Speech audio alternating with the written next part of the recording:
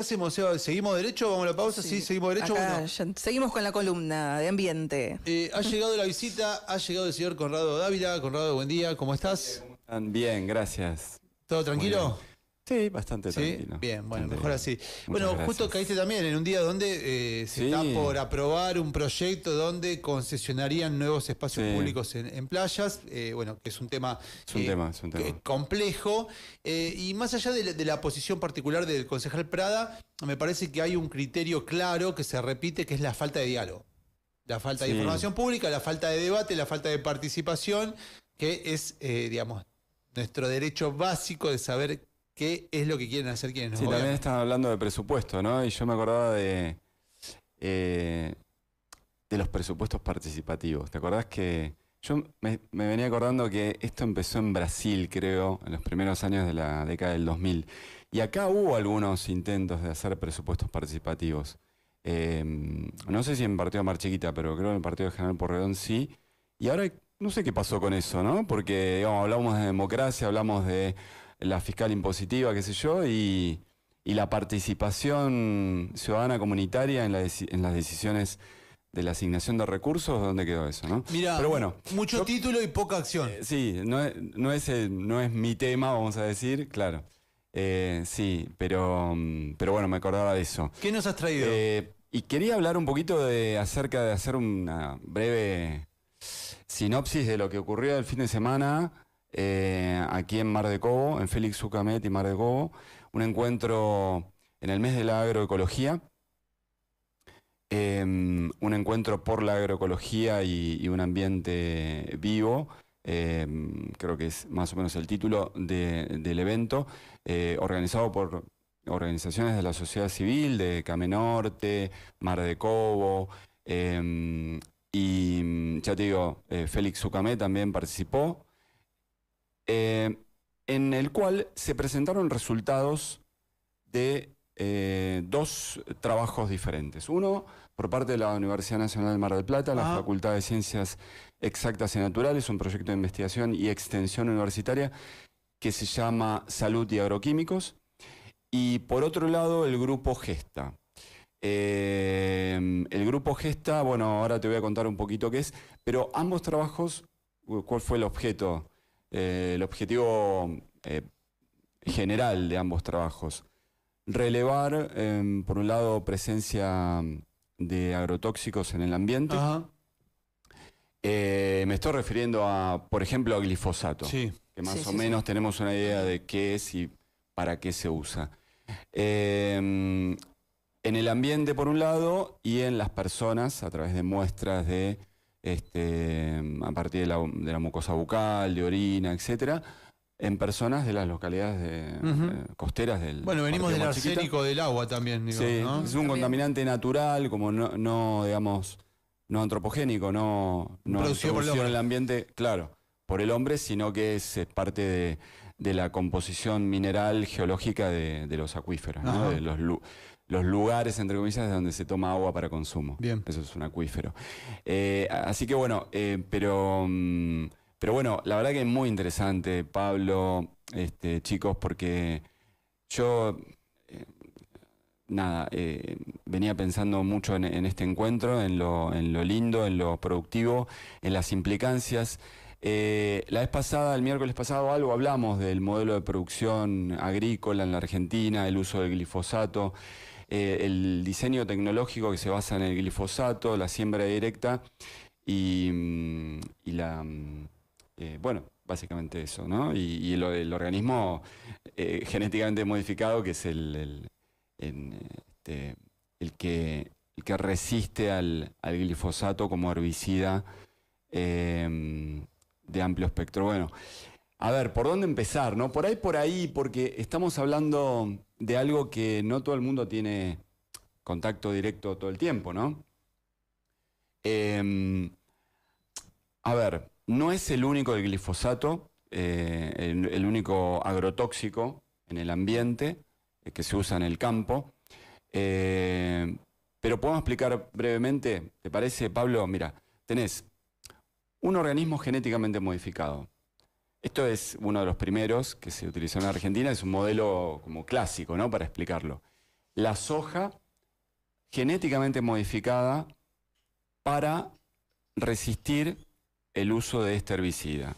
Plagas, No, perdón, no, decime. Dije no, pero... imagino que lo modifican genéticamente para resistir a plagas, fenómenos climáticos, bueno. Bien, ahí la observación. Mirá, te lo voy a definir un poquito más precisamente. Uno de los primeros organismos genéticamente modificados que se aprobaron en la Argentina por parte de la CONABIO, Comisión Nacional de Biotecnología, que fue en la década del 90, estaba Felipe Solá, a cargo de la Secretaría de Agricultura, Ganadería y Pesca de la Nación. Bueno, estaba esa comisión que tenía a cargo hacer las pruebas a campo y de laboratorio para hacer un dictamen, digamos, científico-tecnológico y aportar a la aprobación o no de estos OMG, organismos genéticamente modificados. Bueno, no se hizo una goma y Felipe Solá los aprobó de un plumazo, por ejemplo, la soja RR. ¿La soja qué es la soja RR? Se la llamó así porque el glifosato es un término genérico, ¿no? Y un término comercial asociado al glifosato es un término genérico que digo, pues hay moléculas de diseño que son las que actúan en el ambiente. Dale. No, en realidad digo... Lo quiero explicar más o menos... Lo que pasa es que, digo, si te vas a lo técnico... No, claro. Pero quiero, porque cuando hablamos de glifosato, vos decías, bueno, la preparan para eventos climáticos. No, es muy específico. Bien. La soja RR, que fueron las primeras que se aprobaron en Argentina, se llamó así porque es Roundup, que es el nombre comercial de glifosato que patentó Monsanto. Me suena. Resistant. Sí. Resistente al Roundup. Resistente al glifosato. La soja ese organismo genéticamente modificado, está preparado para resistir el glifosato. Nada más ni nada menos. Bien, entonces, se hace siembra directa, que bueno, tiene algún efecto beneficioso para el suelo, digamos, conserva un poco de carbono orgánico. Se aplica, se cultiva, se siembra y se cultiva la soja RR y se aplica glifosato. Mata todas las malezas, menos la plantita de soja, porque tiene introducido un gen de resistencia al glifosato. ¿Bien? ¿Se entendió? No sé si fue muy técnico, pero quería dejar aclarado eso, porque si no hay muchas ideas por ahí construidas sobre el glifosato que por ahí no responden tanto al modelo tecnológico. Más allá de... Estoy muy apurado porque tengo muchas cosas que decir. Es muy importante lo que sucedió en Mar de Cobo. Pero estoy muy apurado, pero eso quería dejar claro eso, porque es importante. Este desafío. Dale, cómo no. Tenés que ser sintético y tirarme 3, 4 puntos de esto que estás hablando. Dale, cómo no. Porque, digamos, a mí la pregunta que me surge, que si querés después me la respondes, es ¿hasta qué punto la sociedad en general está dispuesta a cambiar hábitos para acercarse a la agroecología o no? Bueno, bárbaro, eso es una linda pregunta. Entonces, tratando de aceptar y cumplir tu desafío. Sí, es un lindo tema la comunicación de estas cosas. Pero bueno, piedad, ¿no? Vamos a hablar meses de todo esto. Sí, no, pero tenemos poco tiempo y yo, sinceramente, una de las cosas que más quiero es que llegue el mensaje, así que te lo tomo, por supuesto. Mirá, sí, uno de las personas que habló ahí en el encuentro de Mar de Cobo, porque hubo, te decía, por este evento, ¿no? Tuvo 2 instancias. Una en Félix Ucamé el sábado a la tarde y otro en Mar de Cobo el domingo a la tarde. Entonces, uno de las personas que habló en Mar de Cobo, que es donde yo estuve, Leo, decía, bueno, que él tiene su huertita, contó cuando fue prácticamente fumigado, pasando con el vehículo por Ruta 11, junto con los chicos que llevaba en su vehículo. Y decía esto, ¿no? Que bueno, hay que empezar haciendo la huertita, qué sé yo. Bueno, sí, no todo el mundo tendrá esas ganas, ese hábito de cambiar esos hábitos, como decías. Pero está bueno tomar conciencia de que, por ejemplo, el glifosato, junto con otros agrotóxicos, como a veces se les llama, porque efectivamente son tóxicos, claro. ¿no? Sí, sí. Provoca problemas graves en la salud ambiental y humana. ¿Sí? Mirá, yo te voy a contar una pequeña anécdota, sintéticamente, pero creo que es representativa justamente, creo que va a servir. Pablo, otro de las personas que habló, dijo, yo la verdad que no conocía nada de esto, me fui interiorizando y bueno. Y como la mayoría de la gente también, ¿no? Como la mayoría de la gente, claro. Claro. Yo dije, bueno, yo lo escuché y la verdad que agradezco que Pablo después me haya como agradecido, reconocido, pero en realidad no hay nada que agradecer. Yo sinceramente dije en ese momento, yo tengo que confesar que yo sí lo conocía. Porque claro, yo estudié biología y ciencias ambientales, entonces lo reconocía, pero no hice mucho, sinceramente, para difundir la problemática, la gravedad. Lo que sí hice fue, que lo conté ahí, elegirme el terreno donde me iba a construir mi casa en 2008, a suficiente distancia de la ruta del campo para que no me llegue para estar lo más protegido posible. Esto viene de principio de la década del 90. Ajá. Yo te hablaba de la aprobación de la soja. Claro, de la soja transgénica. Sí. Seguro que la gente escuchó hablar de ese término. Seguro, soja transgénica, soja seguro. Transgénica, ahí está. Entonces viene hace rato, ¿viste? Y la verdad que creo que es muy importante que tomemos conciencia de que quienes ya lo conocíamos por haber estudiado algo relacionado con el tema, nos comprometamos. Yo estoy cada vez más comprometido con estas causas porque, aparte, viste, uno lee, por ejemplo, la historia de Andrés Carrasco, y ahora te lo voy a relacionar con una de las investigaciones que se presenta, cuyos resultados se presentaron en Mar de Cobo. Andrés Carrasco fue un médico especialista en embriología. No sé si habían escuchado de la historia de Andrés Carrasco. Bueno, Andrés Carrasco murió en 2014, pero los últimos años de su vida estuvo dedicado a difundir este tema, a tratar de que los ámbitos científicos y académicos, digamos, se abrieran a discutir abiertamente este tema y a reconocer el impacto en la salud humana del uso indiscriminado del glifosato. En una entrevista que da Página 12 hace, no sé, muchos años ya, donde dice, creo que en la Argentina lo que se está desarrollando es un experimento a gran escala, un experimento. Argentina es un campo de experimentación. Bueno, la experimentación ya dio sus resultados. Hay gente enferma por todo el país a causa del glifosato. El glifosato, según la Organización Mundial de la Salud, es probablemente carcinogénico, así lo dice la monografía dedicada. Claro, digamos, ahí también hay un montón de intereses creados, multinacionales, poder económico. Cuando la OMS dice probablemente no se la quiere jugar. No. Cuando dice probablemente carcinogénico, quiere decir es carcinogénico. Lo que pasa es que eso alude a cosas que yo no manejo bien o no profundicé, que tiene que ver con la exposición. Vos pensás que lo que decía también uno de los médicos, Nacho, que trabajó con Andrés Carrasco, el organismo humano, o sea, la realidad, si existe tal cosa, es compleja.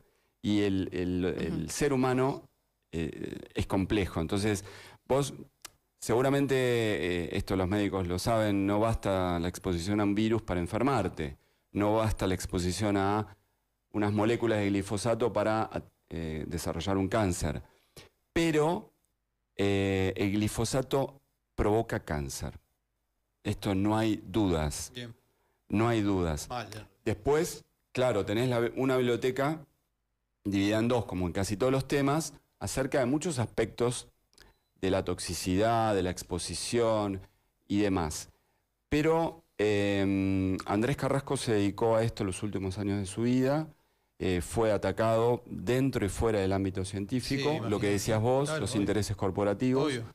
Es que también después el resto, digamos, el que está del otro lado usándolo, digamos, algún dueño de un campo que siembra, etcétera, etcétera, te diría, bueno, si vos querés producir a gran escala para alimentar a la población mundial, necesitas este tipo de herramientas de como pesticidas, fumigación, etcétera, etcétera. Pero me imagino que tiene que haber un equilibrio de donde, o sea, el criterio que tiene que primar es el de la salud. Claro, mirá, Andrés Carrasco lo que decía es, ¿viste cuando, yo me acordaba, ¿viste cuando se dice, y creo que ustedes de esto conocen bien, cuando se dice que los funcionarios públicos, habiendo tomado conocimiento de un delito, tienen la obligación de denunciarlo? ¿Es así?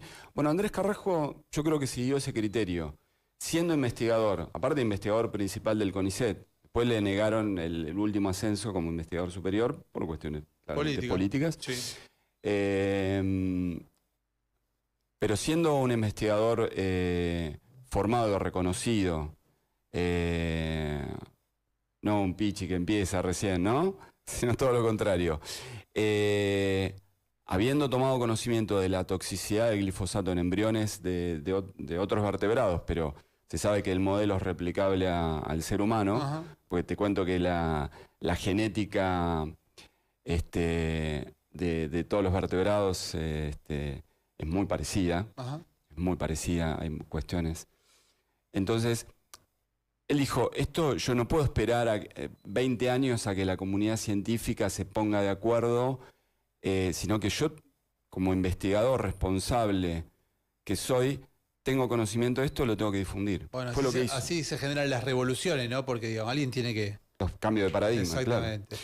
Bueno, ¿y qué más? Y bueno, el grupo Gesta fue uno de los que expusieron resultados. Estaba Alicia, el director del grupo creo que no estaba, creo que estaba una cuestión personal, no asistió, pero vinieron hasta acá. Son la mayoría de Buenos Aires, investigadores de la Universidad de Buenos Aires. Alicia, Nacho, este médico, perdón que no me acuerdo el nombre y apellido, pero ya voy a tomar contacto con ellos, tengo ahí los... Lo importante son los conceptos, sí. No los nombres. Digamos, no, pero este Nacho estuvo entrevistado junto con Sofía por Adrián hace unos días, estuvo acá. Él trabajó con Andrés Carrasco. Daniela, Florencia, bióloga, socióloga, médico. El grupo Gesta es un grupo de epidemiólogos, en definitiva. La historia viene de la Universidad de Rosario, un trabajo que hicieron allá, muy importante con comunidades expuestas a agrotóxicos. Se formó el grupo Gesta, hicieron trabajo en Camenorte, en Mar de Cobo, creo que varias de las localidades del grupo costeras del Partido Mar Chiquita. A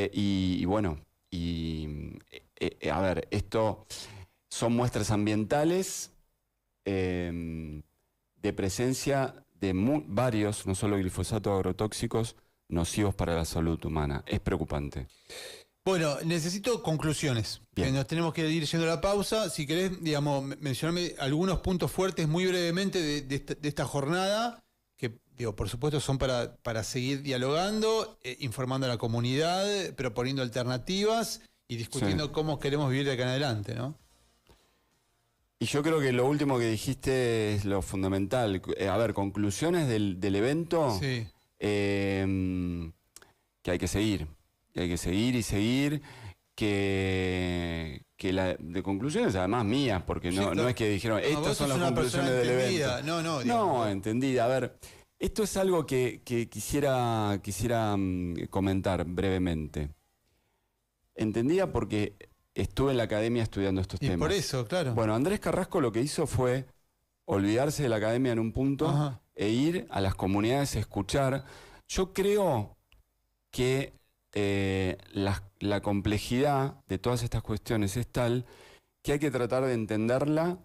Es difícil comprender las cuestiones de salud en la población. Tratar de seguirme un poquito. Porque es multicausal. Sí, ¿no? Claro. Sí. Bien, entonces, una vez que vas comprendiendo, después, bueno, desarrollás modelos, ¿no? Epidemiológicos, matemáticos, lo que fuera. Pero la comprensión también parte mucho de las comunidades. Lo que hizo Carrasco fue ir... El trabajo de campo. Dejó por un lado el trabajo de laboratorio, no lo dejó, pero dijo, ahora me voy a dedicar a escuchar a las comunidades, lo que está pasando, lo que relatan, el diálogo que decías vos, ¿no? Por ahí, claro, una persona que no estudió medicina no va a poder... Lo que dice que le pasa no coincide con lo que un médico diría que le pasa. No, a ver, no te lo va a decir en términos científicos, pero sí te va a describir lo que está padeciendo y lo que está viendo, ¿no? Claro. lo que se dice, lo que se investigó y desarrolló desde la academia es lo que ya estaba pasando y ya voy redondeando, y se percibía en las comunidades. Los problemas de salud asociados al modelo de producción agrícola. Y te cierro con esto. Vos decías, bueno, el argumento de las corporaciones y hasta de los países, sí, claro, tenemos que alimentar a la humanidad. Bueno, la revolución genética en la década del 60 tenía ese mismo argumento. Ajá. Perdón, la revolución verde, que tenía que ver con el uso del DDT y otros agrotóxicos a escala masiva. Bueno, el DDT se prohibió en todo el mundo poco tiempo después. Y la revolución genética tiene ese mismo esquema de decir, tenemos que alimentar al mundo y esta es la solución actual que tenemos. Bueno, son argumentos que parecen de una verdad incuestionable, pero no son incuestionables. Hay otro modelo posible a donde tenemos que ir, porque si no vamos a tener problemas cada vez más graves de salud. Conrado Dávila, muchísimas Me apuraste, gracias. y le metí bastante. Te puse bastante. difícil porque son temas muy complejos y tenemos poco tiempo para abordarlos, pero no hay problema porque vamos a tener muchos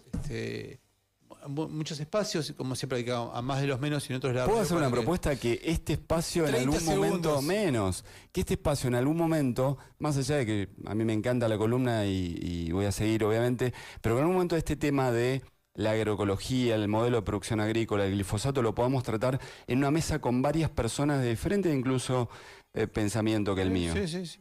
Podría haber un programa inclusive, ¿no?, que trate de temática para que puedan hablar 2 horas corridas de este tema.